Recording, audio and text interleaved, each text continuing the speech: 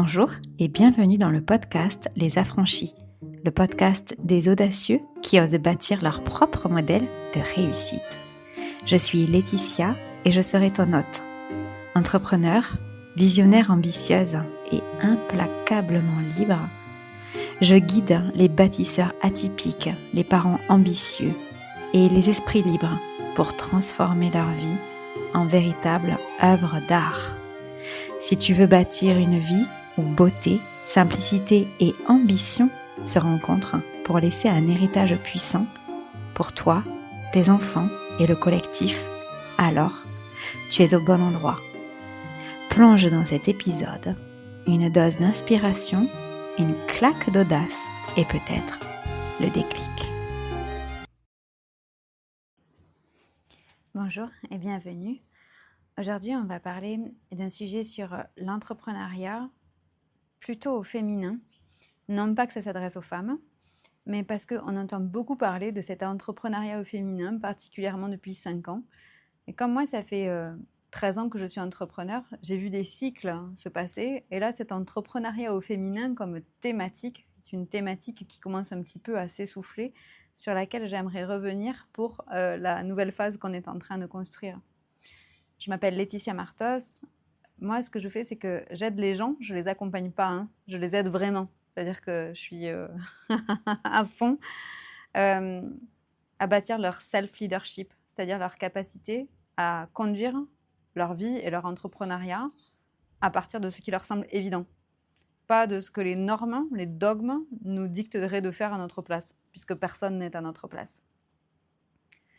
Et donc, dans cette expérience que j'ai de plus d'une décennie à accompagner des centaines d'entrepreneurs, hommes et femmes, ces 5 dernières années ont fait beaucoup de mal, particulièrement aux femmes et aux féminins plus particulièrement, le mettant comme si c'était contre quelque chose d'autre, comme si c'était contre l'entrepreneuriat au masculin. Moi, je peux te dire, j'ai des entrepreneurs dans mes clients qui sont hommes, d'autres qui sont femmes, et c'est pas ça qui va définir s'ils ont un entrepreneuriat plus féminin ou masculin. J'ai vu beaucoup de femmes avec des entrepreneuriats extrêmement masculins, et le contraire est aussi vrai. Ce que je veux dire par là, c'est qu'il ne suffit pas d'avoir une paire de seins pour pouvoir faire et exploiter, développer, utiliser un entrepreneuriat féminin. Avoir un joli maquillage, des boucles d'oreilles et ce qu'on vient de dire, je le redis pas pour pas être bannie des réseaux sur lesquels je vais partager cette vidéo, ne sont pas des caractéristiques suffisantes pour parler d'entrepreneuriat féminin. La deuxième chose, c'est que il n'y a pas de guerre. Il n'y a pas de guerre entre le féminin et le masculin. L'un n'est pas mieux que l'autre. Voilà. C'est une harmonie, c'est une danse. Moi, ce que j'aime bien regarder comme image, c'est l'image de danse de couple, de danse de salon. On peut imaginer le tango, par exemple. Allez, prenons le tango. Et il y a vraiment cette harmonie entre celui qui va guider, celle qui est guidée, et vice-versa. Souvent, dans le tango, on regarde beaucoup la femme dans le couple. Alors déjà, le tango, ça se dansait entre hommes avant. Ouais, j'habitais en Argentine, donc reprenons l'historique de cette danse quand même, tant qu'on y est. Je pose ça là. Et souvent, on voit beaucoup la femme, mais si on la voit beaucoup, c'est parce qu'elle est guidée par autre chose qui est le masculin. Dans l'entrepreneuriat, j'ai envie de dire malheureusement ou heureusement, l'entrepreneuriat répond aux mêmes lois naturelles que tout le reste de la vie. C'est pas un domaine qui répond à d'autres exigences, c'est pas un domaine qui répond à quelque chose de différent, ça répond aux mêmes lois universelles. Si là je fais ça et que je lâche ce boîtier, je suis certaine qu'il va tomber par terre. Je ne me demande pas si potentiellement il pourrait aller à droite, à gauche ou vers le ciel. Je sais qu'il va tomber vers le bas parce qu'il se trouve que j'habite sur une planète où il y a un certain nombre de lois naturelles, dont la gravité. Voilà. Et donc, l'attraction terrestre fait que je suis certaine que si je le lâche comme ça va tomber vers le bas. Le business, c'est pareil. L'entrepreneuriat, c'est pareil. La carrière professionnelle, les relations, l'amour, tout est pareil. Ça répond aux mêmes lois universelles. Donc, une fois qu'on a dit ça, on a déjà beaucoup de simplicité qui est revenue. Et donc, l'entrepreneuriat au féminin ne voudrait pas dire, n'a jamais voulu dire que déjà, il devait être porté par une femme. Moi, j'ai des entrepreneurs qui sont des hommes et qui ont des entrepreneuriats hyper féminins. dans le sens où ils se laissent beaucoup aller à leur propre rythme, à leur propre cycle, à leurs propres envies, à leur intuition, à leurs besoins du moment, à leur saisonnalité. Là où j'ai beaucoup de femmes qui ne le font pas. Alors, du coup, ce qui est important pour moi, là, aujourd'hui, de dire, c'est que il n'y a pas d'entrepreneuriat féminin, il n'y a pas d'entrepreneuriat masculin. Il y a des entrepreneuriats où l'on se respecte et d'autres où l'on se force. Et puis, il y a, parmi cette nuance, tout un tas de types d'entrepreneuriat différents.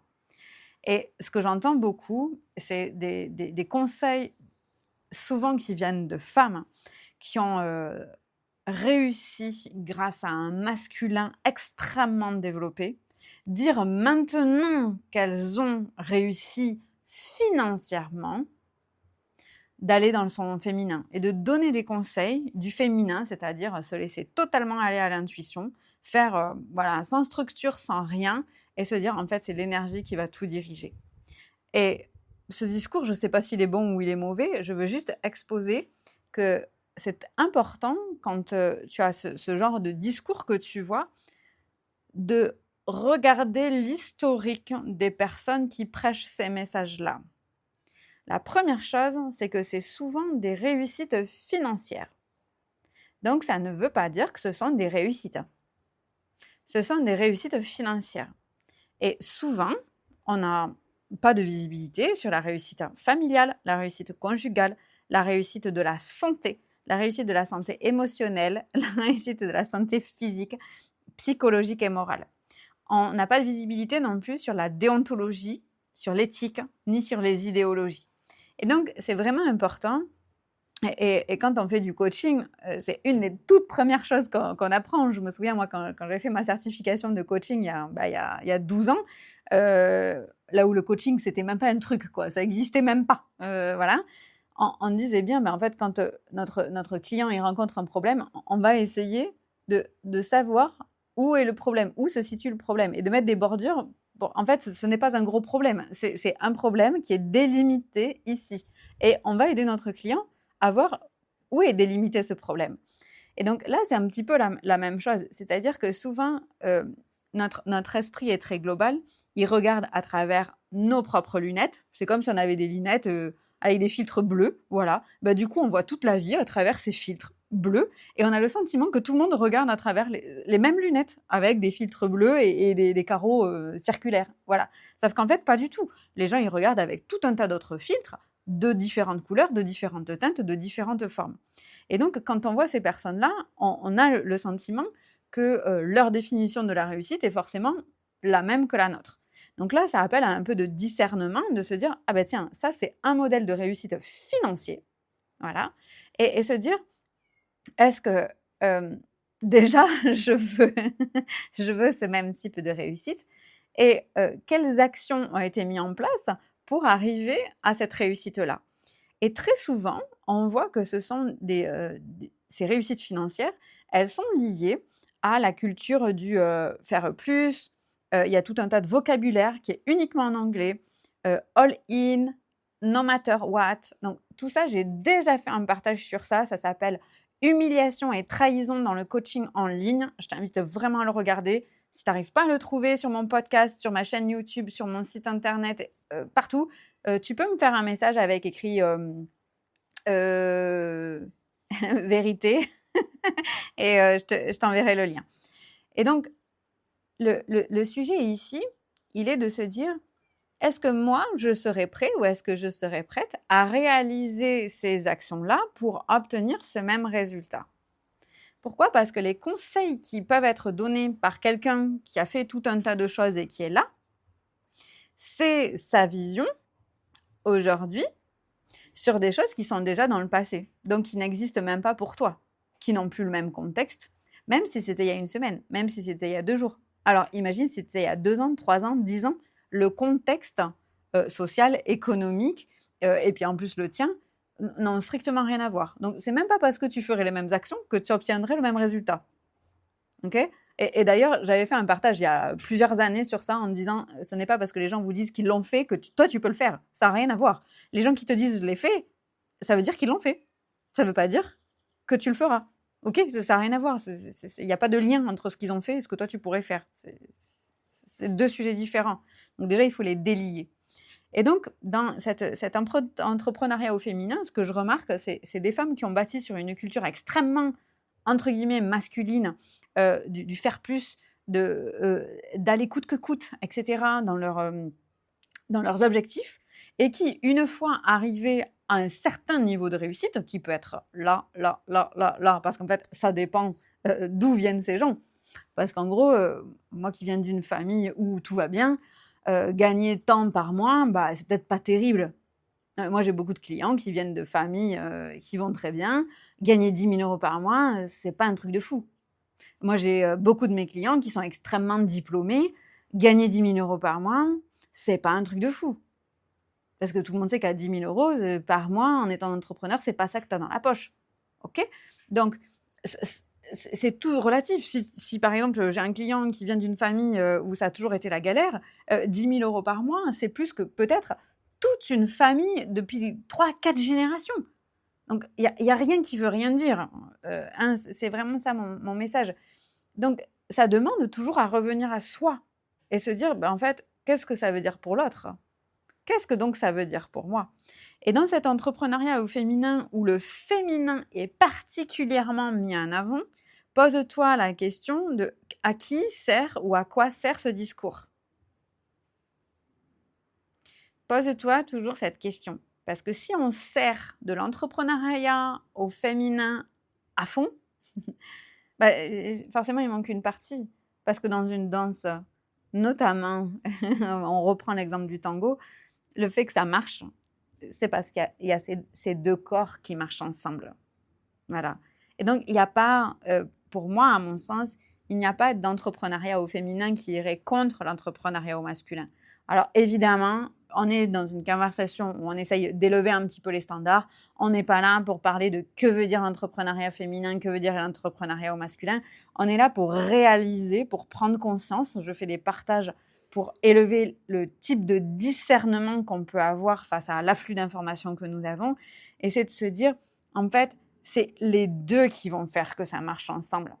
Et les 2 vont être cycliques, dans le sens où, moi je le vois depuis plus d'une décennie, je vais avoir des clients qui sont vraiment très forts dans l'action pendant un moment, voilà, et qui là vont être à fond, puis à un autre moment, la saisonnalité va être plus de l'hiver, voilà. Je vais avoir des gens qui au contraire font les 2 tous les jours. Je vais avoir des gens, ça va être 2 jours sur 3. Donc, comme quoi, ça dépend bien du rythme de chacun. Et ce n'est pas un problème ou une question d'être un homme ou une femme. C'est la question de connaître ses propres rythmes, de connaître les influences de l'extérieur et de notre environnement dans nos cycles. Et ça, c'est extrêmement important de s'en rendre compte. Et pour ça, c'est pour ça que je dis qu'il n'y a pas besoin de développement personnel. Il n'y a pas besoin de se développer. Il n'y a pas besoin de se dire « Ah ben, ce serait mieux si mes cycles, ils faisaient comme ci, comme ça. » Non, il y a besoin de se connaître soi-même pour ne pas s'infliger des choses qui seraient contre notre propre nature et qui du coup mènent à des maladies qui sont des maladies physiques, des maladies mentales, des maladies émotionnelles et que j'appelle des maladies d'adultes. C'est donc des maladies graves qui ne se cantonnent pas à un seul domaine et qui vont influencer tous les domaines. Parce qu'on ne s'est pas lancé dans l'entrepreneuriat pour pourrir notre vie personnelle, familiale, conjugale, sociale, sociétale. Ce n'est pas l'objectif. Okay ? Aujourd'hui, on sait que les entrepreneurs en France sont le corps de métier avec le plus de problématiques de santé physique et psychologique. D'accord ? Donc, c'est vraiment un vrai sujet dont tu es en train de parler. Moi, je sais que quand je me suis lancée, j'ai fait partie d'une étude pendant 10 ans, pendant les 10 premières années, où je faisais partie d'une étude pour savoir l'impact de notre métier sur notre santé physique et émotionnelle. Donc, c'est un vrai sujet. Et pour que l'État s'en préoccupe, c'est qu'avant ça, il y avait un énorme sujet, parce que sinon, ça ne préoccuperait pas. Je ne vous dis pas qu'il y a des actions qui ont été mises en place gouvernementales pour ça, mais c'est déjà pas mal. Il y a déjà une étude qui est faite sur ce sujet. Donc, pour en revenir à ça, l'idée, c'est vraiment de se dire et de se poser les questions avec discernement quand il y a une sauce qui m'est servie à l'extrême, c'est-à-dire faut faire qu'avec l'énergie, il n'y a pas besoin de stratégie, il n'y a pas besoin de structure, c'est l'abondance.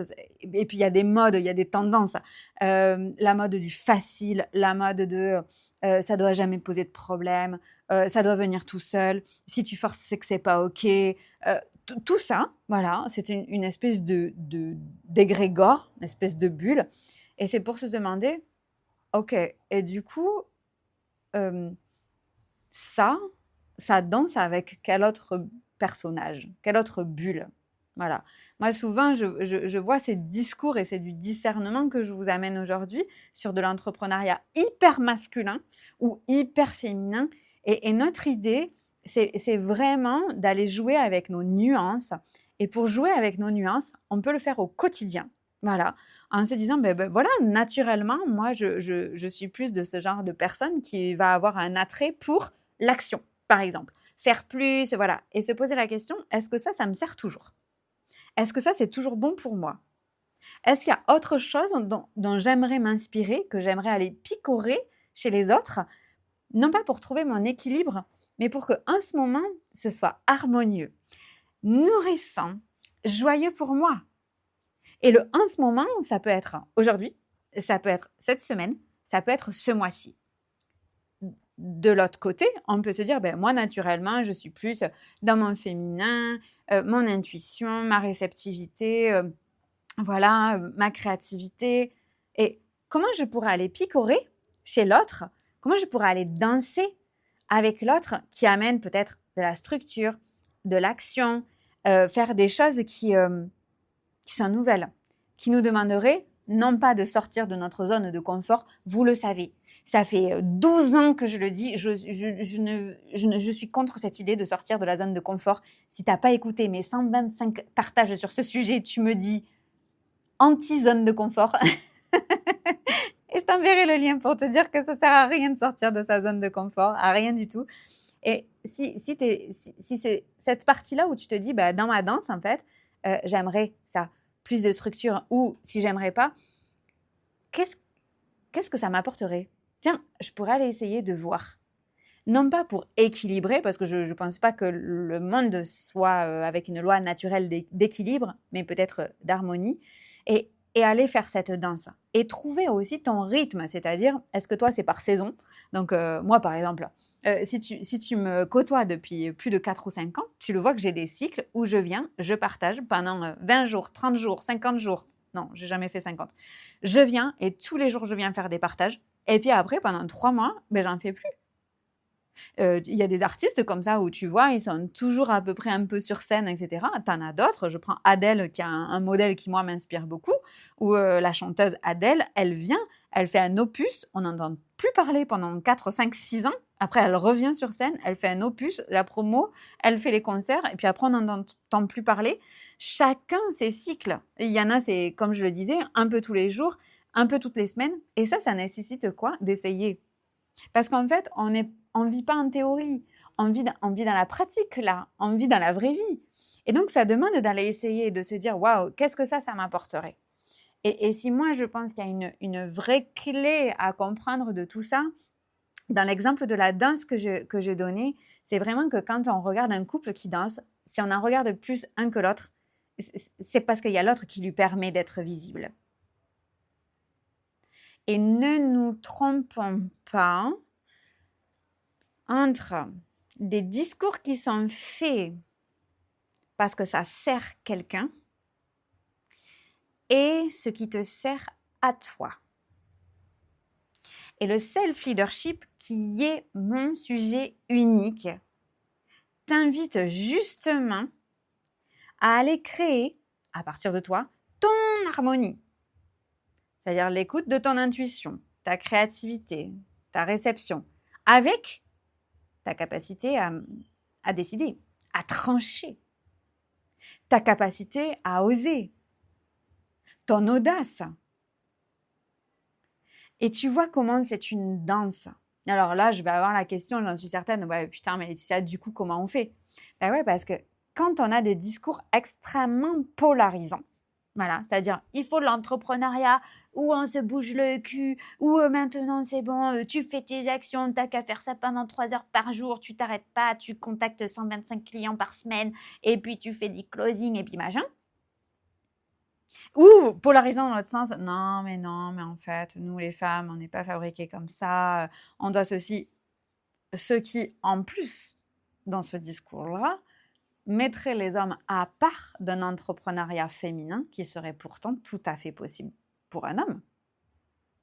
Et alors, moi, si tu as besoin de preuves, j'ai beaucoup de clients hommes qui ont des entrepreneuriats bien plus féminins que certaines femmes que j'accompagne. Et c'est bien pour ça que jamais de la vie, j'ai choisi d'avoir des clients qui seraient que des clientes. J'adore mes clientes, c'est pas le sujet, mais j'aime avoir aussi des clients. Parce que l'entrepreneuriat féminin ou masculin ne se réduit pas au sexe avec lequel on est né.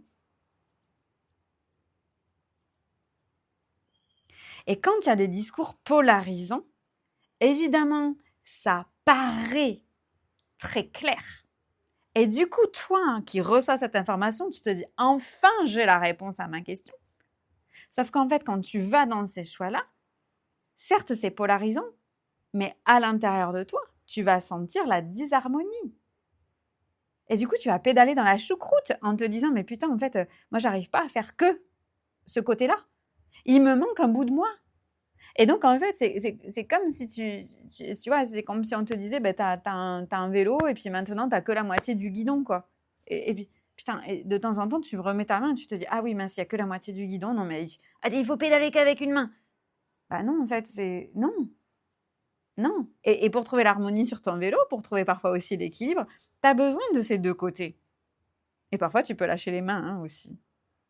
Et par mes exemples et mes métaphores, ce que je veux te dire, c'est que quand c'est très polarisant, ça permet d'avoir des discours tranchés qui vont te faire croire qu'il y a une réponse en dehors de toi que toi, tu n'as pas. Donc, c'est chouette. En termes de marketing, c'est top.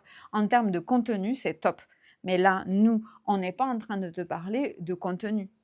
On est en train de te parler de leadership ici, de puissance personnelle. Et la puissance personnelle, elle se trouve dans la connaissance suffisante de toi pour que toi, t'ailles trouver, t'ailles tester, t'ailles expérimenter, t'ailles explorer un petit peu de toutes ces sphères. Et ce un petit peu, ça peut être un peu tous les jours, un peu toutes les semaines, un peu tous les mois. Et ton naturel, il reviendra toujours, il ne peut pas partir. Et je vais te donner un exemple concret. Moi, je sais que, je l'ai vu à force d'années, qu'il est parfois nécessaire quasiment tout le temps, nécessaire de répéter une action, comme l'artiste, il va répéter ses gammes, par exemple, pour pouvoir se sortir de la technique. Voilà. Alors moi, souvent, on me dit « Ouais, mais Laetitia, comment tu fais quand tu as le truc, là, l'intuition de faire 30 lives en 30 jours? Comment tu fais pour avoir des sujets qui te viennent tous les jours ?» Ah non, mais la réponse est simple. En fait, j'en ai fait tellement. C'est pas un truc magique. Hein. Je suis pas née avec le chromosome du live, quoi, tu vois. C'est que, en fait, je l'ai tellement fait que maintenant, ça me paraît naturel. Mais alors, attends, regardons tout l'historique. Ou bien les gens qui me disent « Ah, mais comment tu fais pour poster tous les jours ?» Non, mais je poste 1 à 2 fois par jour depuis plus de 4 ans. Donc, et moi, je ne crée pas du contenu à l'avance, je le crée un peu tous les jours. Donc, c'est comme se laver les dents. Au début, tes enfants, ils te disent « Ah, pourquoi je me lave les dents? C'est chiant de se laver les dents. » Et puis en fait, maintenant, on se lave les dents et on est en train de faire autre chose. On est complètement en hypnose quand on se lave les dents. On ne sait même plus qu'on s'est lavé les dents. Et pour se détacher de la technique, ça nécessite, à un moment donné, de s'y mettre et de voir. Et moi, j'ai réalisé que pour expérimenter, pour explorer, pour se donner une idée suffisamment large et profonde de ce qu'on essaye, j'ai réalisé que si on fait ça moins de 3 mois, honnêtement, ça ne sert pas à grand-chose. On n'a pas le recul nécessaire pour en faire un bilan. Donc moi, la moindre chose que j'essaye, je l'essaye au moins pendant 3 mois. Je fais plutôt 4 mois. OK ? Donc, du coup, au bout de 3 mois, 4 mois, je prends un rendez-vous avec moi. Je me le suis noté avant. Je dis telle date, je m'envoie un mail. Et là, je fais un bilan avec moi-même de ce sujet-là. Et de dire, en fait, qu'est-ce que ça m'a apporté ? Et là, je peux me dire, bon, mais en fait, je me suis sentie comme ci, je me suis sentie comme ça, et ça a été plus dur que ce que je pensais, moins difficile, ça m'a apporté. Et là, tu te dis, ok, là, j'ai exploré ça et je peux avoir un avis sur ce que j'ai essayé de faire. Moi, par exemple, en 2024, en avril 2024, j'ai décidé d'arrêter de travailler. Donc, j'ai arrêté pendant 3 mois toutes les tâches que je faisais dans mon entreprise. Toutes. J'ai tout arrêté. Et je ne faisais que ce que j'avais envie de faire. Pendant 3 mois entiers, tous les jours. Même quand ma tête, elle me disait, eh ben, c'est pas comme ça que tu vas gagner de l'argent. Même quand je gagnais 0 toutes les semaines. Ben oui, parce qu'en fait, il faut avoir suffisamment de temps pour en faire une conclusion. Et 3 ou 4 mois, c'est pas non plus énorme. Et donc ça va te permettre, non pas de chasser ton naturel de toute façon, il est là, mais de voir quand tu danses avec autre chose, qu'est-ce que ça améliore, qu'est-ce que ça élève dans ton naturel. Voilà. Et moi qui adore partager, ça, c'est vraiment quelque chose de très important. Moi qui adore transmettre, moi qui adore parler aux gens, moi qui adore être sur scène et vraiment donner, transmettre, ben, quand j'ai fait mes lives là, j'ai commencé un live par jour pendant 30 jours. Après, j'ai fait un webinaire d'1 heure à 1 heure et demie toutes les semaines pendant 8 mois. Et je l'ai fait toutes les semaines, que ça me convienne ou pas. Hein. Pour pouvoir avoir suffisamment de recul pour me dire, ok, alors, en quoi cette structure a élevé ton naturel? Si on prenait l'exemple d'un artiste, c'est en quoi la technique t'a permis de t'en libérer. Voilà. Et ça, ce que je veux apporter aujourd'hui, c'est vraiment cette danse entre ces deux facettes, ces deux dimensions que nous portons toutes et tous. Et parfois, toi, tu vas avoir cette culture, et moi, j'ai beaucoup de clientes et clientes là-dedans, de faire plus, de machin, et qui au bon moment se crèvent. Pourquoi? Parce que en fait, ce truc-là, jusque-là, ça les a rassurés, ça leur a donné confiance, ça les a structurés. Top, génial. Mais à ce moment-là, tu n'as plus envie d'être rassuré. Tu n'as plus besoin de réassurance. Tu n'as plus besoin de quelque chose d'extérieur. Mais quand tu arrêtes tout ça, tu te dis, putain de merde, mais du coup, je fais quoi? Je me laisse aller à mon intuition et ma créativité? Ben ouais. Essaye. Viens voir. Et ça, c'est ce que moi, j'appelle la thérapie par l'action. L'action, pour moi, c'est tant le fait de faire quelque chose que d'arrêter de faire. Hein. Et moi, dans les gens que j'accompagne, il y a énormément de choses où je dis, ça, ce serait mieux que tu arrêtes de le faire pour voir. Et je donne souvent cet exemple. Et si tu vois dans la rue quelqu'un se faire violenter, si tu interviens ou si tu n'interviens pas, c'est autant un choix fort. C'est autant politique hein, dans les deux cas. C'est idéologique dans les deux cas. Donc quand moi, avec mes mots, je parle d'action, ça veut autant dire les actions que les non-actions.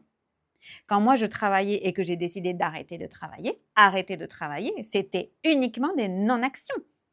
Ok, tu voulais faire ça? Ah ouais. Tu voulais poster parce que tu postes tous les jours? Ben non, tu vas pas le faire. Ah ouais, mais du coup, qu'est-ce que ça fait? De quoi tu as peur? Et c'est là que les masques reviennent. Et ça marche dans l'autre sens. Ok, t'as dit que tu faisais un live par jour, putain, t'as pas envie quoi. Ouais, puis c'est beau, là, regarde, il y a le coucher de soleil, on ferait mieux de regarder le coucher de soleil. Et ça, c'est très important parce que là vient, quand on fait cette expérimentation dans la vraie vie de notre masculin et de notre féminin, qui qu'on soit, ça permet de faire tomber les masques, les illusions par rapport à nos propres discours. Parce que bien sûr, les autres, ils ont leur propre discours. Ils vont te dire, ah ben c'est pas souvent hein, qu'on voit quelqu'un qui gna gna gna gna gna. Et puis en plus, c'est des trucs qui n'ont pas de sens. C'est pas souvent qu'on voit une femme qui gna gna gna gna. Et puis, tu changes le mot homme, ça marche aussi, tu vois. Donc, ça dépend de qui le prononce. Et moi, je te parle de tes illusions à l'intérieur de toi. Du coup, si je ne me définis plus par ce que je faisais, je suis qui? Et la thérapie par l'action, donc action ou non-action, elle aide à faire tomber tes masques et à retrouver ce qui est juste pour toi.